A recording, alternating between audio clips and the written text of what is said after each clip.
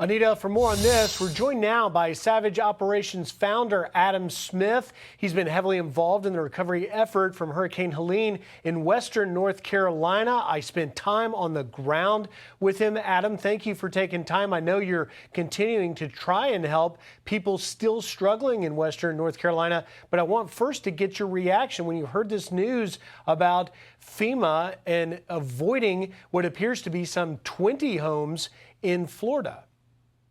Well, to say that I was surprised would be a lie. I don't necessarily want to demean or demonize every FEMA employee or worker that's out there. I think there are a lot of them that have a good heart that want to help people. The question that it leads me to is to ask the question of what sort of culture has been established in order for, FEMA personnel on the ground, or leadership for that matter, to provide this sort of instruction to FEMA personnel that want to provide help. And more so, I had an interaction with local FEMA officials as well, and they wanted to help people. And what was the interesting thing is it was stated that, hey, we can't have our fingerprints on this, which I think it leads back to the actual question, which is, what sort of culture and what sort of fear is there in place at some of the lower levels of FEMA personnel, where they're afraid they're going to lose their job if they don't speak up against actions that are blatantly not aligned with what the organization is supposed to be doing? And Adam, what your team of amazing, dedicated volunteers did that I witnessed and we reported on was really because of the slow response that we saw from the federal government and FEMA in areas like Swannanoa, where you are among the hardest hit. In fact, I remember speaking with country music, folk music star Oliver Anthony, who visited your location to try and see how he could help out because he's from there. Here's a little bit of what he told me. He mentioned FEMA in our conversation. Listen.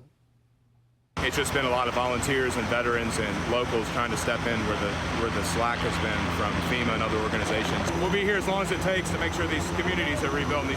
We don't want these people to be forgotten about in 2 weeks when everybody goes home. So do you feel that FEMA would you like to see an investigation to see if there are instances of FEMA not stepping fully up to the plate? I actually would like to see a full and utter overhaul of the agency in general. The way it's designed and the way it's functioning, in reality, it functions exactly the way it's designed right now. It's a bureaucratic, over-bloated organization and agency that's ineffective in what it does and what it's supposed to be earmarked to do. FEMA's kind of taken a role more as an insurance company more than it has been a disaster relief organization.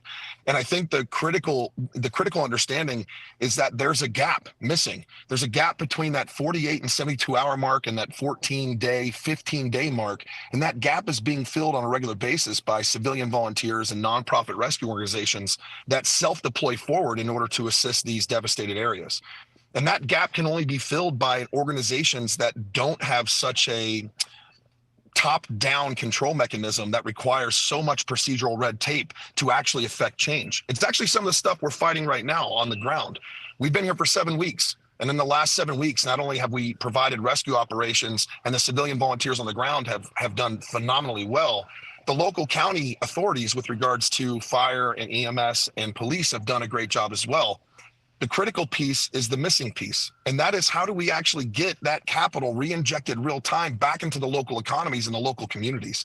And the bureaucratic red tape and the procedures that we currently have in place at the FEMA level for federal funding to come in takes so long that 9 times out of 10, it's not realized until years later. And that's one of the critical dysfunctions that has to be fixed. So an investigation, yes. I think that there has to be a real consideration in how FEMA functions and operates and how we can potentially overhaul the agency to do better. And lastly, in the last 30 seconds or so I've got, Adam, what is the latest situation on the ground there where you are? We're not out of it yet. We're 7 weeks in. There are still some missing people, and not to make anything dramatic at this point, a majority of the missing people that we're looking for, we don't know if we're going to be able to find them. As well, the devastation and destruction. There is progress on the ground. There is hope to be had. It's now a rebuilding focus. How do we rebuild these homes? How do we bring the local economy back up on its feet? And how do we get that capital injection from private sector entities that can fill that gap that public sector is just not being able to do right now? Adam Smith of Savage Operations stepping up to the plate and staying committed to take care of the people of Western North Carolina. Adam, thank you for your insight. Thanks for joining us. Good luck, and keep up the good work. Thanks, Griff. We appreciate you. Anita? I'm Steve Ducey. I'm Brian Kilmeade. And I'm Ainsley Earhart. And click here to subscribe to the Fox News YouTube page to catch our hottest interviews and most compelling analysis.